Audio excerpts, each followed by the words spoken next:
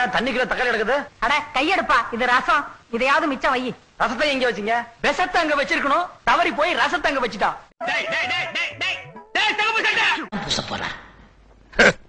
என்னடா சிரிக்கிற? நான் வயசுல பெரியவன். பொண்ணு எனக்கு தான். அப்ப 60 கல்யாணம் பண்ணிக்கங்க. டேய், பொண்ணு நான் இவனுக்கு பார்க்க வரல, எனக்கு. போக போக தெரியும் இந்த பூவின் வாசம் புரியும். நீங்கெல்லாம் ஒரு பூவு, உங்களுக்கெல்லாம் ஒரு வாசம். உலகம் உருண்டேன்னு அமெரிக்காக்காரன் கண்டுபிடிக்கல, அயம் தான் கண்டுபிடிச்சது.